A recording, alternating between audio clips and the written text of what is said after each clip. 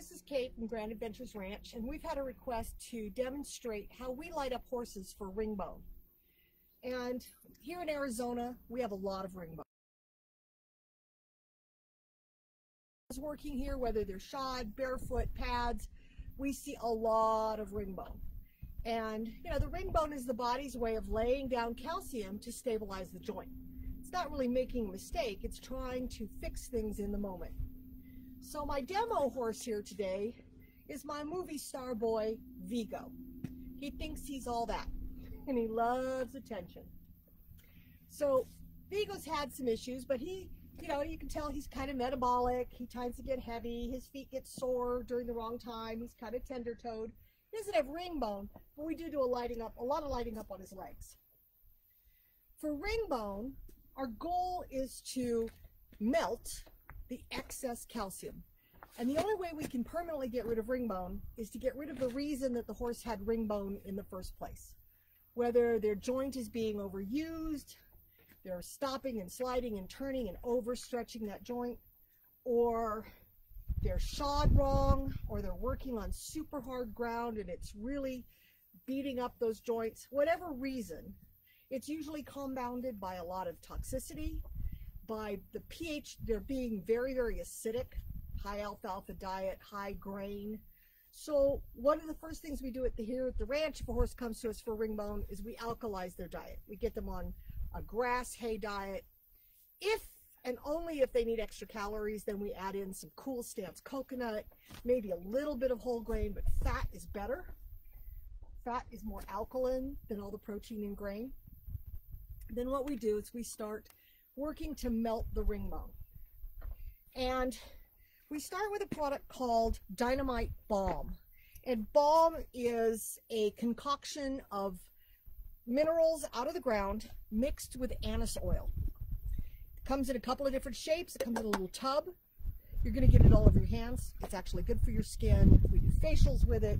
It stinks, it'll stain things, but it kind of smells like shoe polish, and it's really, really powerful for melting splints, Ringbone, osteoarthritis around your joints. It brings in a tremendous amount of circulation over and above what the light will. And so I usually use this little rub on. I don't get as much on my hands that way. And I'll just rub the entire area where we know that the horse has Ringbone quit.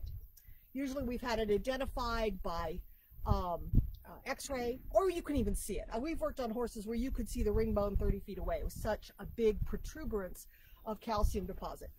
So we'll cover the whole area in balm. Best is if we do this every single day. You can only do it 3 times a week. It'll take a lot longer. It will eventually melt the Ringbone, but I try to do this every day. After putting on the balm, I need to protect my lights. I'm going to use wraps over that to really sweat that balm in and help break apart the calcium. So I'm going to cover the balm just with some cling wrap. I don't need to do it to him today, but you would take this out, wrap it around the leg, strip it, just to keep your pads clean. You can use any kind of light therapy pad, Tendon Savers. According to Gospel, we're using these little Revive pads. These are red and infrared light. You're going to do a 20-minute session. They're very easy to use. You can use either just a little piece of Velcro tab that sticks to itself, or you can use a bigger stretchy wrap. You know your horse, you know how much extra you need, okay? If you have a really big horse leg, you may need the longer, stretchier wrap. You may need a bigger wrap. But this is great for helping to get light all the way around the cornet band into that pasture. If you have high Ringbone, you can go above. Low Ringbone, you can go below. I'm just going to turn it on and wrap the joint. If my Ringbone was heavier in front, I'd turn that over to where I had the most light in front. So while that's cooking, as it were, we're going to assume that's over plastic, over the balm. I might do both. Usually horses have Ringbone in both legs, even if they're only limping in one.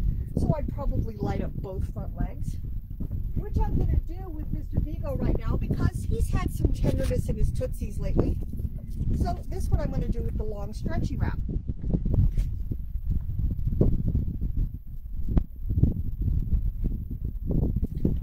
comes around and hooks to itself. Very simple to do.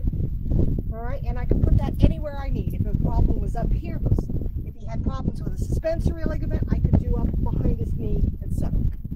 So that's going to be on for 20 minutes. While that's going, I want to help his body both to overcome whatever reason he had for developing the ring bone in the first place, but also if I'm working with a horse that's had ring bone for a very long time, their body has acclimated to that. It's learned how to walk. It's learned how to move with that ring bone. And so I will take my torches. As we start melting that ring bone, they're going to get stiff and sore because they're going to start using their body differently. As the calcium lets go, as the joint frees up, they're going to have some differences come up. Now I'm going to show you points on one side of the body, but we always try to do bilateral, so we'll do both sides of the body. And I almost always start with the master point for bone. All right, and that is bladder 10, and I'm just going to, or bladder 11, excuse me, I'm going to just follow this groove to where it falls against his shoulder blade, okay, right before the withers. And on some horses, it's a little higher. He's got such a big stretch of crest here. He came to us very cresty a couple years ago. He's a Morgan, he's hypothyroid. So his groove comes down and meets a little bit lower, but it's right where that groove comes in and hits the shoulder. And I'm going to light that up for about 30 seconds. I could be doing another point at the same time. I'm using a powerful torch. I really only need to do it for maybe 10 to 15 seconds. I usually say 30 because some people count seconds really, really fast. Okay? And it's fine. They can be eating so that they're not fussing while you're working on them. Then I'm going to start moving down here in the leg and working on pain issues. Right here at the behind the knee, okay? In this little divot on outside on the inside of the knee, that is heart 7 and pericardium 7. These are your aspirin points for the front leg. When we light those up, you can do them one at a time, but if you got 2 torches, doing it 2 at a time is faster. Those help to release a lot of endorphins and lower the pain in the front leg. Very, very powerful. And because ring bone usually is developing where there's heat, calcium goes to heat. So we've overstretched a joint, it's very hot, the body lays down calcium. Well, when we start dissolving that calcium, we're going to get heat as well. And we want to disperse that heat as fast as possible so the body doesn't lay down more calcium. So one of the things we're going to do is activate triple heater points. The triple heater meridian is responsible for moving lymph and dispersing heat or correctly balancing heat throughout the body. There's a couple of great points for this.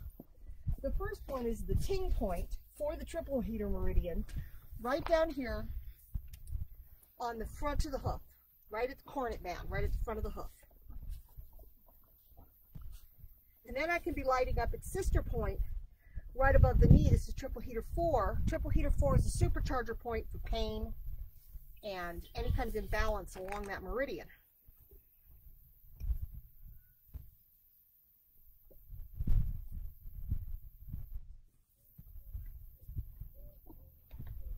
We have charts for this. You can look up all the different points.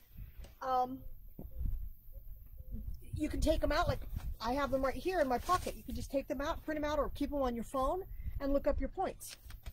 Now, I said before that a lot of times ring bone was tied to toxicity in the body. How do our horses get toxic? Well, we try to poison our way to health. We put poison preservatives on the feeds so that the grains don't go rancid, the fat doesn't go bad.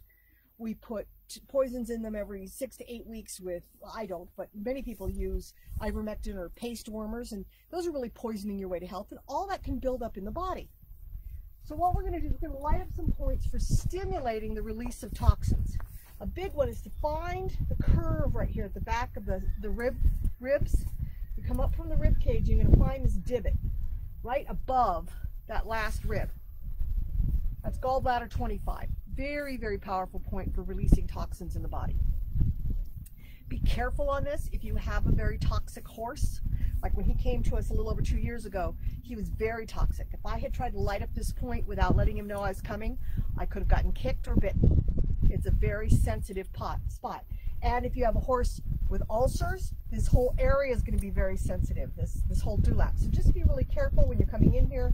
Pay attention to the horse and his ears. If it's a horse you don't know, come from this direction and just come up above the last rib and do this.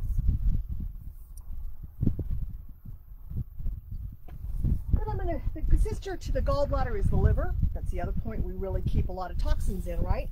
So we're going to come down and we're going to light up the liver point on the inside of this horse's leg. And while I'm doing it, so I'm going to do liver and another gallbladder point.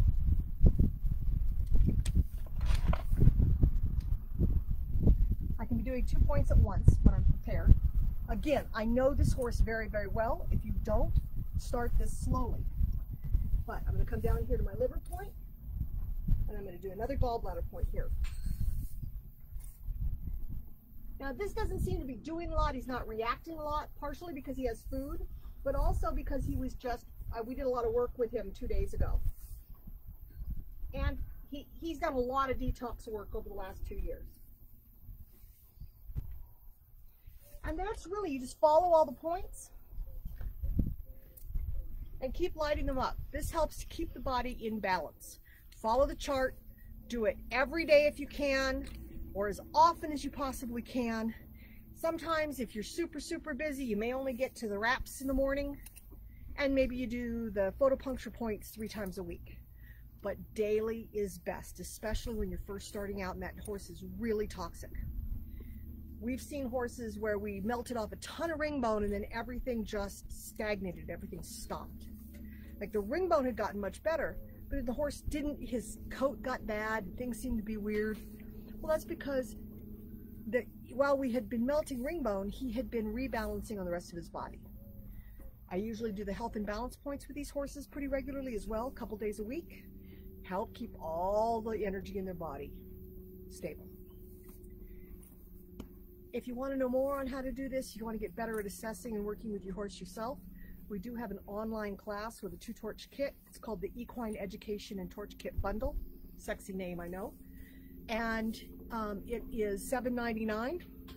Gives you everything you need with 2 torches, a red and a red plus, as well as how to assess your horse, how to understand how the light is working on the body, and then how to use the lights. I hope that tells you what you need. Thanks so much. I forgot to say go to lighttherapytools.com. They're on our page.